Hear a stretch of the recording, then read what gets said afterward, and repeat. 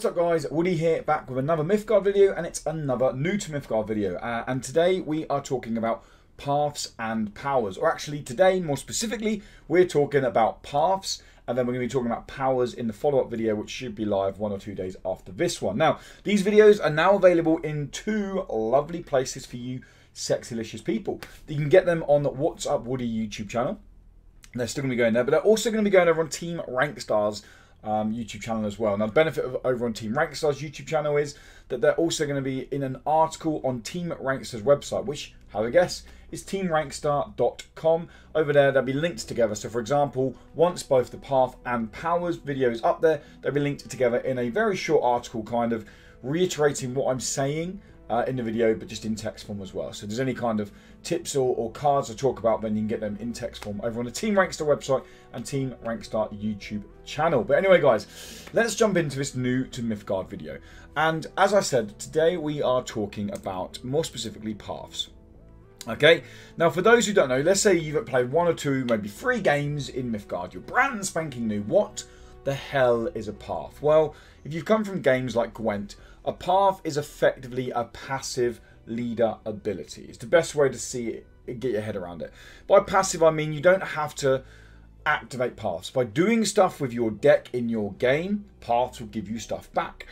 And choosing what path to help bolster your deck and what passives you want to get back from them is all part of the deck building. Powers are more of an active leader ability in terms of you have to actually activate powers, but we're going to talk about them in another video that's going to follow up to this one. Don't worry about that. So what we're going to do here is we're going to go through each path from the bottom up, and I'm going to talk about what kind of deck you're going to have pathway, tips around each path. We're trying to get some gameplay in as well, so you can try and reiterate what I'm actually talking about. Okay, now we're going to kick off with the most popular path, or say the most popular path, one of the most popular paths. I think the infograph actually said that it was the most popular path, but it's definitely the most universal pathway, or one of anyway, and that is Turn of Season. So when you choose this path, all of them you'll notice straight away have +7 starting life, +3 starting life, +8 starting life, and Turn of Season has +4 starting life. So choosing this, everyone starts at 20 health. This means you start at 24 health. Now, rotate through the seasons at the start of your turn. Winter means all minions have fragile. They take 1 extra damage. Spring, you gain 1 life as the player. Summer, all your minions heal for 1, but you don't gain 1 life. Fall, you draw a card. Pursuit, meaning if you're playing second, if your opponent's going first and you're playing second, that's Pursuit. That means you get 2 additional starting life. Now, we have 3 positives to this pathway, 1 negative. Okay, now the negative being obviously Winter. All your minions have fragile 1, and becoming a good player, or becoming a next level player in Mythgard, is very much comes down to playing around the seasons. Okay, so for example, let's say you've got a minion, a 3/3, and it's trading in to a 2/4. Okay, so you're gonna do one. You're gonna leave that minion on 1 health, and you're gonna be left on 1 health. Okay, if it's Winter, you're not left on 1 health. You're gonna be trading. Okay, your minion's gonna die. You're gonna lose it, and their minion's gonna survive with 1 health. Now, if I'm currently on Spring, and then I trade into it, and then it has 1 health, my next turn, if it doesn't get removed beforehand, my next turn, I will then heal for 1. So I can play instead. If I go, okay, I'm on Spring, I'm going to trade here, but now that maybe I've removed their minion, now my minion's only got 1 health, but wait a minute, now it's going to gain 1 health off Summer, so that's not the end of the world. Okay, now that's just a loose example of how you can play into Turn of Seasons. But what you want to be doing, what you really want to be doing, is you want to be looking at your current season and planning what is my next season. For example, again, let's say it's Summer. Maybe I can play an extra couple of cards, and maybe it means I only have 2 cards left in hand. My opponent has 4 cards left in hand.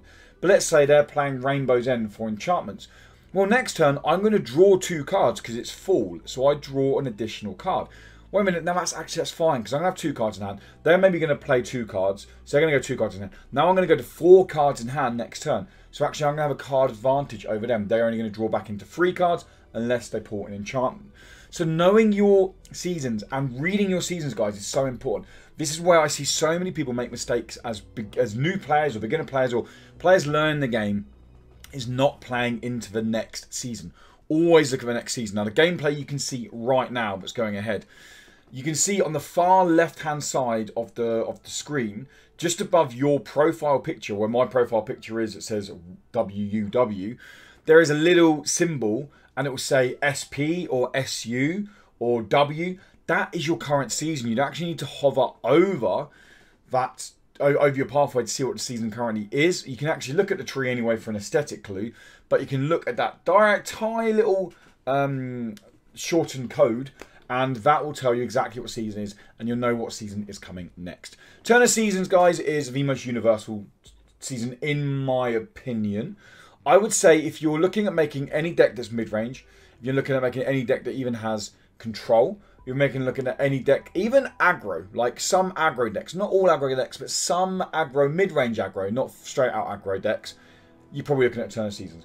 It's very good. Just learn to play around its seasons, okay? Before we go to Rainbow's End, we're going to go to Journey of Souls, because that's the second most played season, and it's again very universal. So, Journey of Souls, this only gives you 3 starting life. Now, you gather a soul when one of your non-ephemeral minions dies. So just one of your minions dies, it gets a soul into the graveyard, okay? At the start of your turn, if you have 3 or more souls, return the bottom minion from your boneyard to your hand, make it ephemeral, and you lose the 3 souls. If you're on pursuits, if you're playing second, you start with 2 souls. Now this is hands down the pathway I see the most misplays with. Now there's 2 things you need to remember when you're playing this pathway. 1, it takes the bottom minion from your graveyard, okay?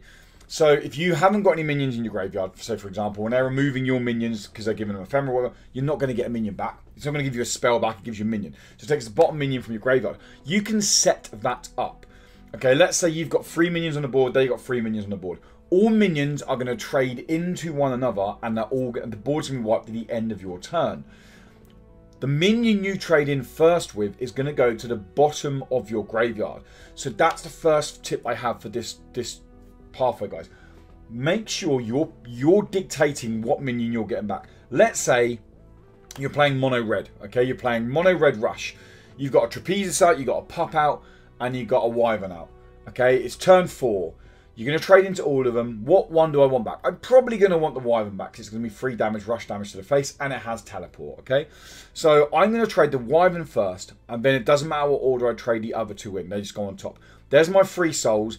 Next turn, I get a Wyvern back, okay? That's how that works there.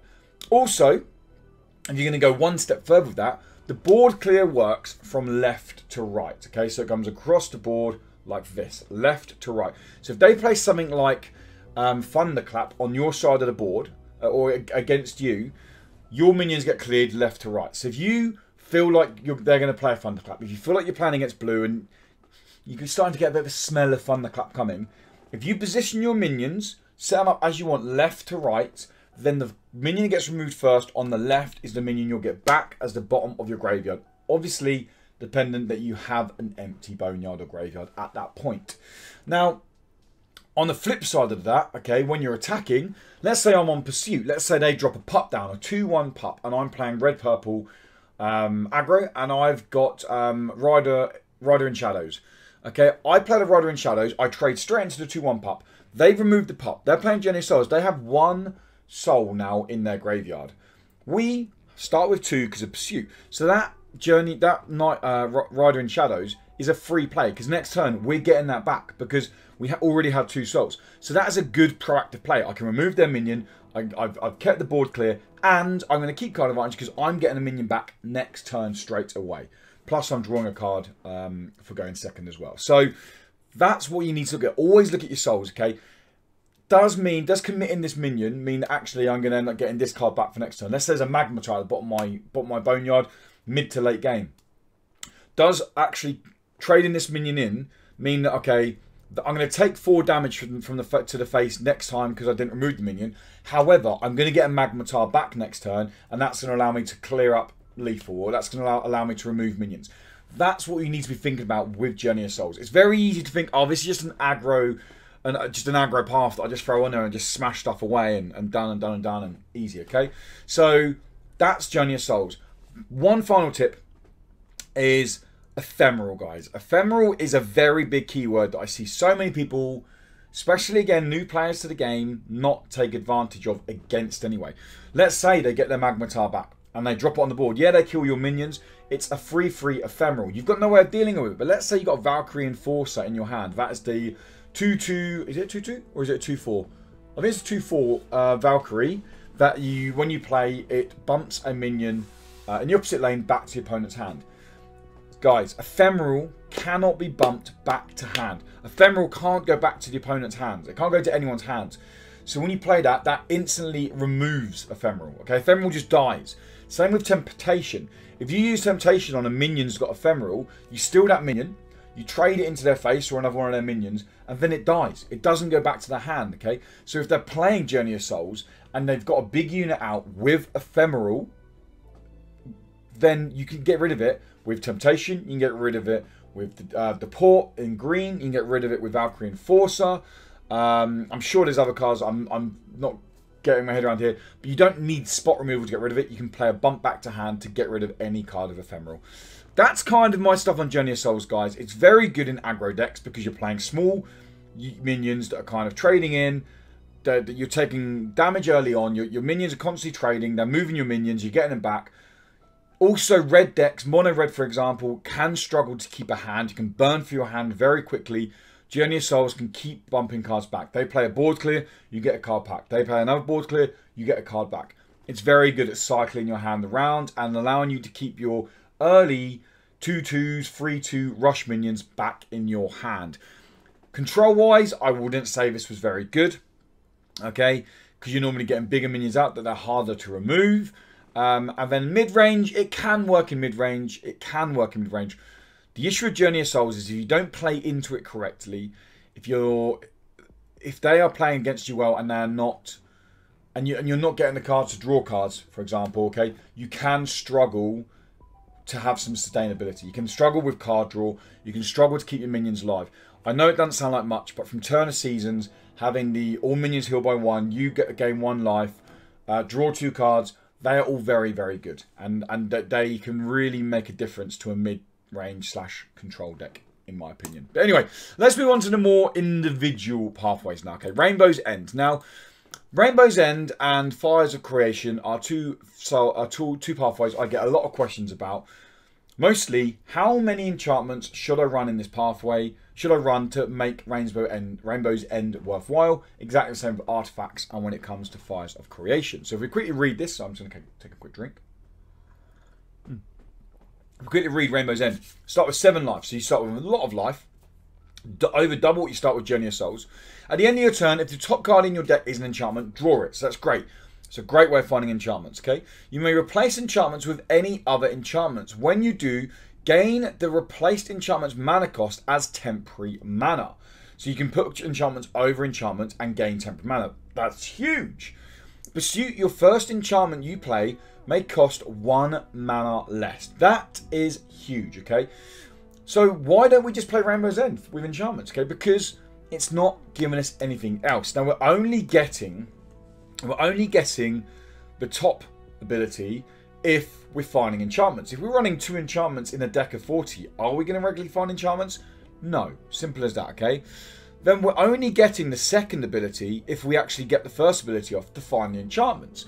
And then we're only getting the pursuit, obviously, there, okay? But we're only getting the mana cost and all that again if we're finding the enchantments.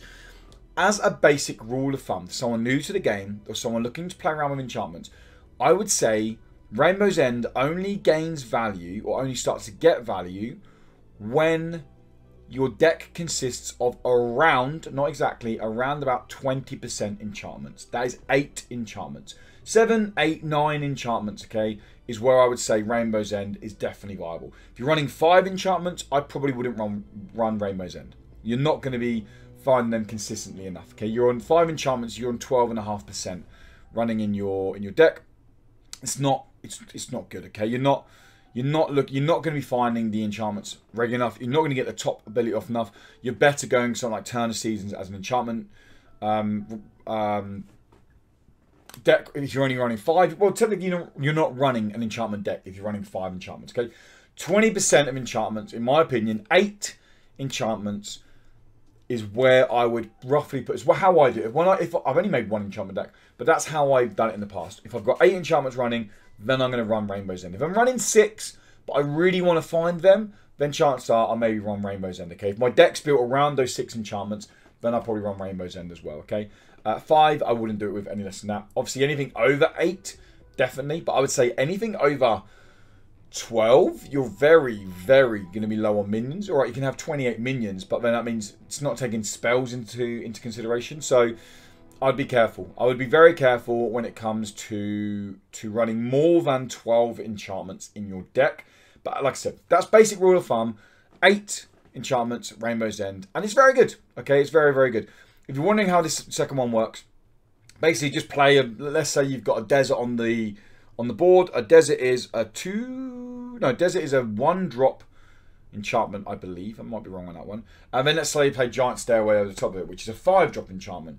So you played a 5-drop enchantment over one of the deserts.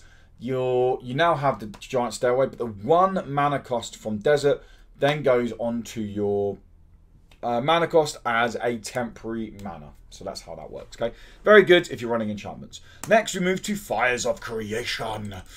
A deck that we don't see much at the moment, and there's a very specific reason why we don't see many artifact decks at the moment, and that's because there's quite a lot of aggro on the board. Fire decks, artifact decks are slow. They're just notoriously slow. There's no way really. You can kind of make them slightly aggressive. You can't make an all-out aggressive artifact deck really, because you need to get the artifacts on, and playing an artifact is a slow play. It's a play that you're potentially not getting damage to the face, which kind of defeats what an aggression or an aggro deck is trying to do. Now, artifact decks, if they get past, say, turn 6, turn 7, and they start finding their artifacts, they are very, very hard to beat, okay? They are very control-y. Some of the artifacts in the game are very control-heavy. They can really grind you out, they can really slow you down, and they can just sit behind this big healing wall of forgelings and just go like, yep, you're never going to destroy my artifacts. And it can be frustrating, okay? But the idea is if you see someone playing Fires of Creation, or if you're playing Fires of Creation, you want to survive to that turn 7 or 8, and then you can really start grinding players out, okay? So, this is the one that starts with the most. I think it starts with the most. Yeah, it starts with the most starting life, and you have 0 charges, okay? When you create an artifact, you gain 1 charge, and you add a forging to your hand with the mana cost, strength, and health equal to the amount of charges you have. When you create a forgeling, look at the top 4 cards of your deck. You may choose an artifact and place it on top. So divination, but for your artifacts. Shuffle the rest into your deck, which is huge. So you're shuffling your deck. That's the important thing to remember, guys. Not only are you looking for an artifact and you're putting it on top potentially, okay? You're also shuffling the cards back into your deck. So you're getting to rejig your deck again. Pursuit, your first forgeling costs 0 mana. And if we look at the forgelings down here, can I scroll down? No, it's not going to let me see the forgeling. Okay, this is the forgeling down here. I don't know why it won't let me show you guys the forgeling, but the forgeling is down here. And as I said, so let's say you play your first forgeling, you're not on pursuit. This will have a 1 where the star is. I'll have 1 health, and it will have 1 strength. So 1 strength, 1 health. And they also recycle around these abilities. Okay, so the first one will have armor 1, next one will have regen 2, the next one will have blast 3, then I'll go back to armor 1, regen 2, blast 3. What's more important is demise. All of these, okay, all of the cards have, when the forgeling is killed, then you gain 3 life back to your artifacts. Your artifacts gain 3 durability, so that's huge, okay? Big thing, guys, remember these are ephemeral, meaning that if anyone plays a bump back, or anyone bumps back to the hand, or anyone temptations the forgeling, then they don't go back to your hand. You don't get the hill on your artifacts. They just get removed from the game, okay?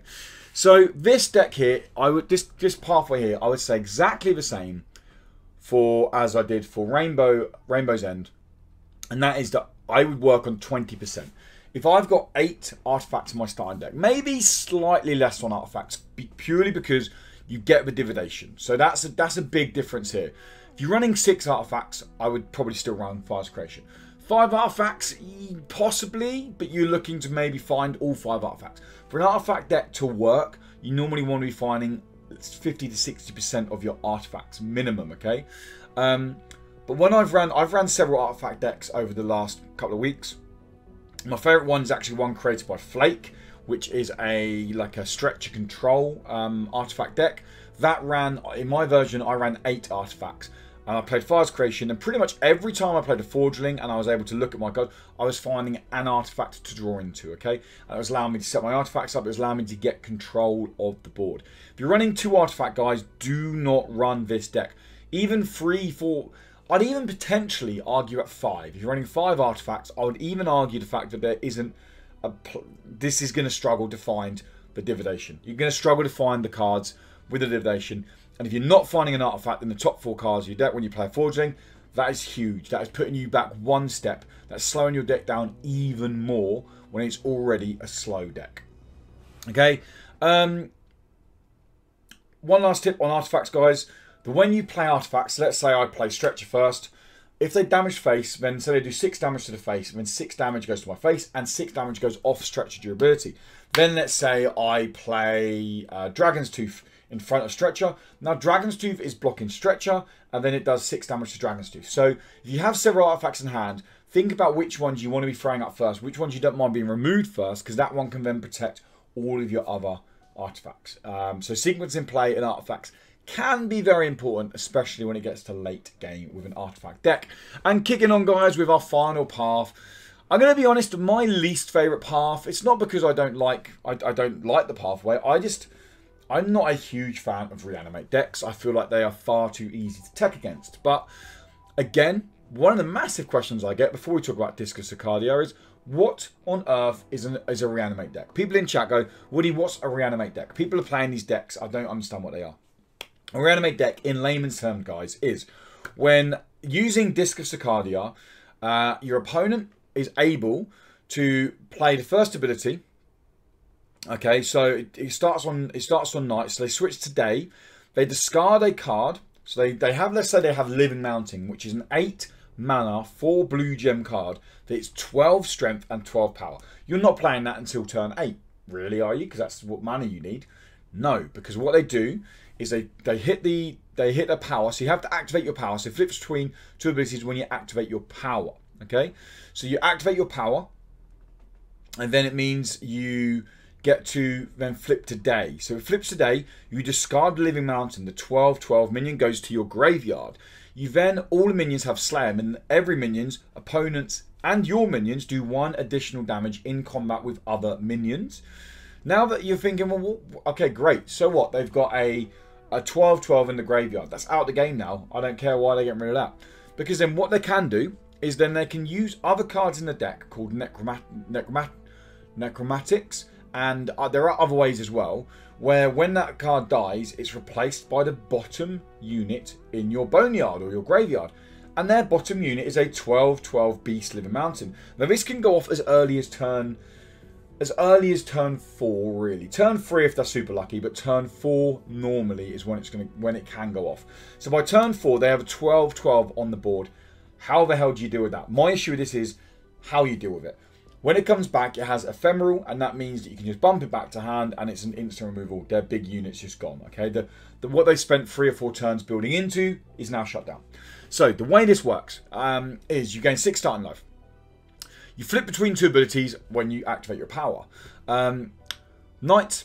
So when you go from day to night, you get divination to you look at the top two cards from your deck and you draw a card. All the minions that didn't attack heal for 1 until the end of your heal for 1 at the end of the turn until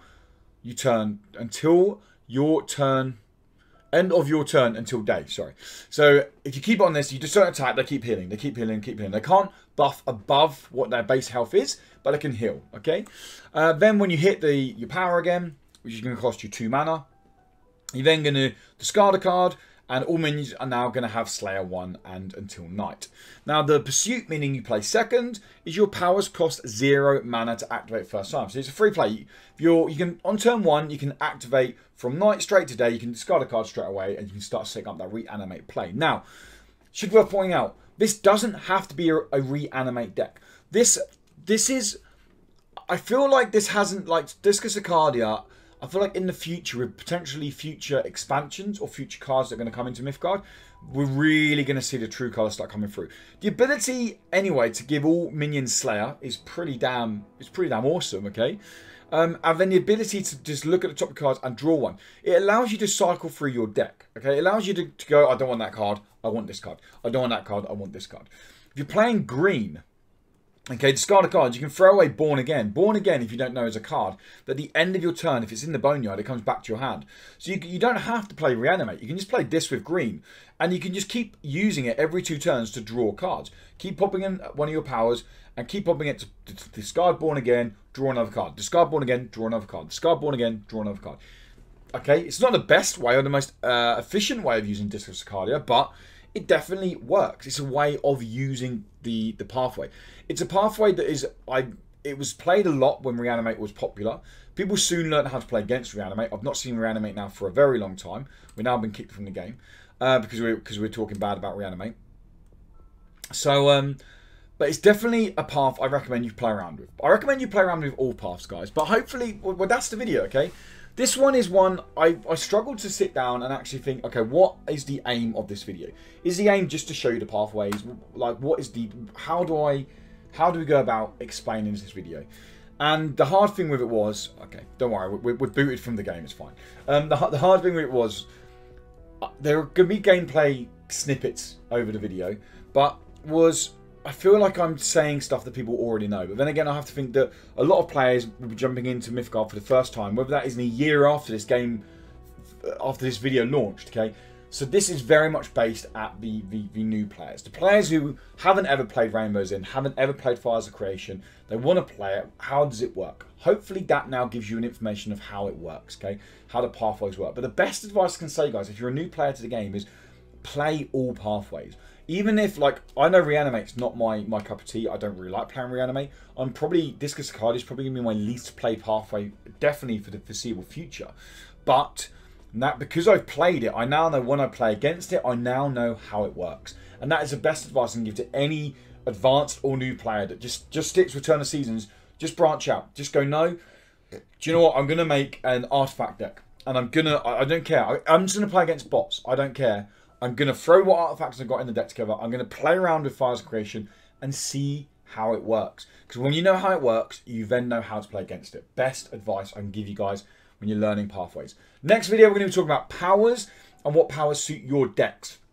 Hopefully this video helped, guys. Let me know in the comments below if it did help. If it didn't, I'm sorry. I try to get these videos as informative as I possibly can. But hopefully it did help for you guys. Anyway, have a great day, morning, evening, whatever it is where you are. If you are watching this on if you're watching this on WhatsApp Woody or you're watching it on Team Rankstar's YouTube channel, then in the description below, guys, there's a ton of links, okay? There's a link to my personal Twitch channel. There is a link to the upcoming Mythgard tournament, if anyone wants to enter that, the Moonlight Masquerade, hosted by 98.3 Media. There's a link to Team Rankstar's new player guide, which is a very, very in-depth player guide. It's awesome. It's great. It taught me a lot when I first started playing Mythgard. I definitely recommend you check it out. And there's a link to Team Rankstar's snazzy new website. Because guys, I mean, that website, cool, it gets me excited when I look at it every time. So definitely recommend you guys check out the new website for all your CCG needs that you possibly want, especially if you're looking to keep up to date with the contents of Mythgard. But anyway, guys, have a great day, morning, evening, whatever it is where you are. Until next time, goodbye.